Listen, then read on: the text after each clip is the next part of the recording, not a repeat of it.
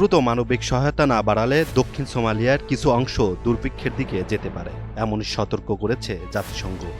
শুক্রবার 15 মে প্রকাশিত সতর্কবার্তায় বলা হয়েছে, দেশটির খাদ্য সংকট দ্রুত ভয়াবহ রূপ নিচ্ছে। ইউনিসেফ জানিয়েছে 2026 সালের এপ্রিল থেকে জুনের মধ্যে প্রায় 1/3 মানুষ তীব্র খাদ্য নিরাপত্তাহীনতায় পড়তে পারে। ইতিমধ্যে প্রায় 20 লাখ মানুষ জরুরি পর্যায়ের ক্ষুধার মধ্যে রয়েছে।